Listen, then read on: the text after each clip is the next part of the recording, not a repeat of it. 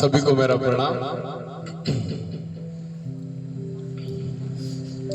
कि दुनिया का सबसे बड़ा रोग, कि दुनिया का सबसे बड़ा रोग की क्या कहेंगे लोग।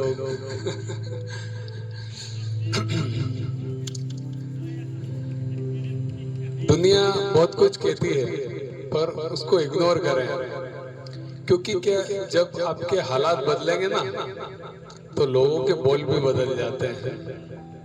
एक बहुत सुंदर कहानी, बहुत पुरानी कहानी, मुझे लगता है करीब करीब सभी लोगों ने इस कहानी को सुन रखा है, लेकिन आज अपन इसको वापस रिवाइज करते हैं, सुनते हैं, समझते हैं।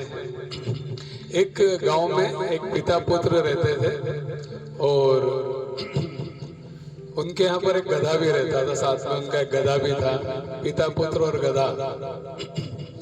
तो पिता को पता लगा कि गांव के पास में एक पशु मेला लगा है, तो वो अपने पुत्र से कहते हैं गधा काम में तो आ नहीं रहा है, चलो इसको बेच के आ जाते हैं अपन। तो बच्चा कहता है चलो ठीक है पिताजी, चलते हैं। सुबह सुबह वो गधे को लेकर पशु मेले के लिए निकल पड़ते हैं। रास्ते में जाते हैं तो नदी किनारे कुछ औरतें कपड़े धो रही होती हैं।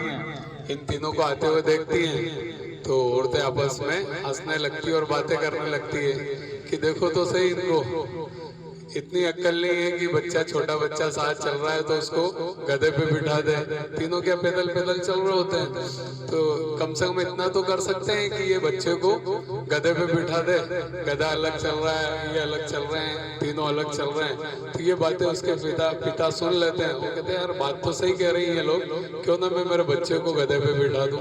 वो उसको गधे पे बिठा देते हैं और आगे की तरफ चलने लगते हैं।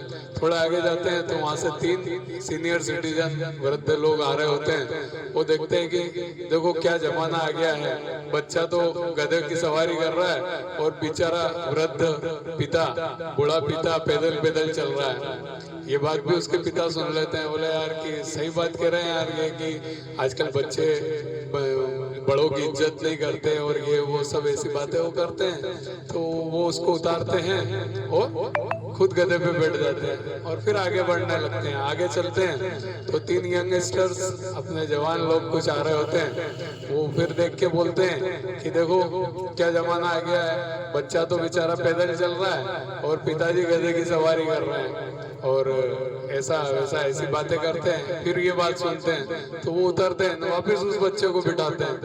आगे और चलते हैं तो कहते हैं कि देखो भगवान ने इतनी शक्ति दी है, क्या थोड़ा पैदल नहीं चल सकते? जरूरी है गधे की सवारी करना, गधे पे बैठना, उसका जान लेना उसकी। तो फिर वो बड़े उनको गुस्सा आने लगता है कि यार करें क्या, सारा जो कर रहे हैं उसमें कुछ ना कुछ उंगली हो ही रही है। तो एक पिताजी को गुस्सा आ जाता है, बोलता है काम कर तू रस्सी लेके आ।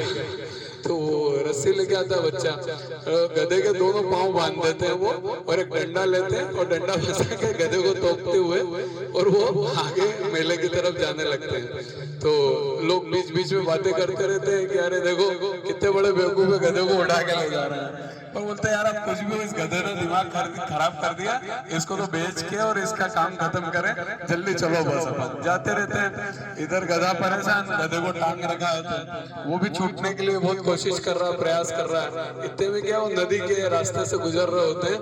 गधा बड़ा बेचैन रहता है, दुलत्ती मारता है, बार बार अपनी रस्सी को खोलने की कोशिश करता है। इतने में उनका बैलेंस बिगड़ जाता है और गधा जो है वो नदी के अंदर गिर जाता है और मर जाता है। पिता पुत्र घर को वापस लौटते हैं, न तो वो गधा बेच पाते हैं, न मेले तक पहुंच पाते हैं, न कुछ भी नहीं होता, खाली हाथ वो गांव लौट जाते हैं। तो इस कहानी से यही शिक्षा मिलती है कि अगर हम लोगों की सुनेंगे, लोगों की बातों को सुनेंगे तो जीवन में कुछ भी नहीं कर पाएंगे। अगर हमें हमारा लक्ष्य पक्का है, हमारा जीवन का लक्ष्य हमें पक्का है, तो पूरे डेडिकेशन के साथ हमें मेहनत करना है। तो जब हमारे हालात बदलेंगे तब लोगों के बोल भी बदल जाएंगे। सुनते हैं ना अपन कई बार, जब हम कोई लक्ष्य हमारा किसी को बताते हैं तो लोग कहते हैं अरे तू थोड़ी कर पाएगा, तेरे में दम नहीं है। और जब अपन कर लेते हैं तो उसके बाद वही व्यक्ति क्या बोलता है, मुझे तो मालूम था तू कर लेगा।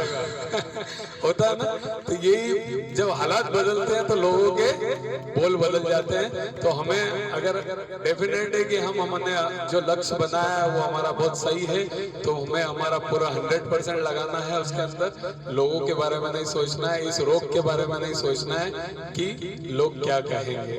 ठीक है, इस कहानी से यही शिक्षा मिलती है। एक अच्छा भजन करते हैं आज हम। छोटी सी कहानी थी।